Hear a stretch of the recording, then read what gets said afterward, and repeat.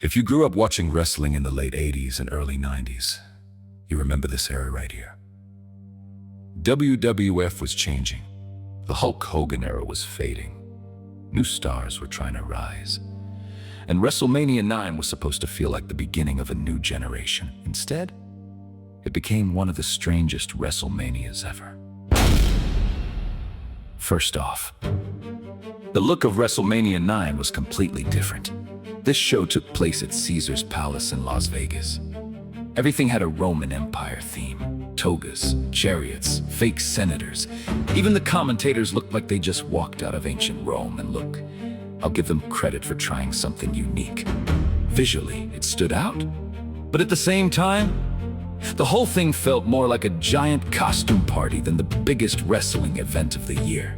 And because it was outdoors in the daytime, it didn't even feel like a normal WrestleMania. The atmosphere was weird from the beginning. Now let's talk about the actual wrestling. And honestly, this is where the problems really start. There weren't many great matches on this card. Nothing truly legendary. Nothing fans still go back and watch today outside of the controversy. Shawn Michaels versus Tatanka. This was actually one of the better matches on the show. You had Shawn Michaels still early in his singles run. Tatanka was undefeated at the time and super popular with the crowd. The match itself was decent, but the finish, count out. And that became a theme all night. Bad finishes, weak payoffs, nothing really satisfying.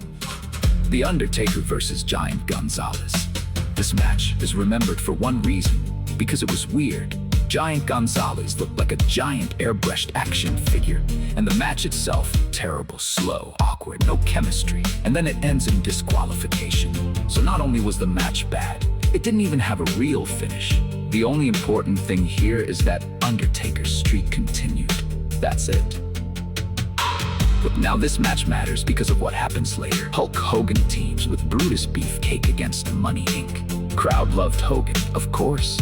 But at this point, Hogan wasn't really supposed to be the main guy anymore. WWF was trying to transition toward Bret Hart. At least, that was the idea. Now, this was supposed to be the real story of WrestleMania 9. Bret Hart defending the WWF Championship against Yokozuna. And honestly, the match did its job. Yokozuna felt dangerous. Bret felt like the underdog fighting champion. Then Mr. Fuji gets involved, salt to the eyes. Yokozuna wins the WWF Championship. And honestly, that could have worked. Bret loses unfairly. Yokozuna becomes a monster heel. You build toward Bret getting revenge later. Simple, logical, good storytelling. But then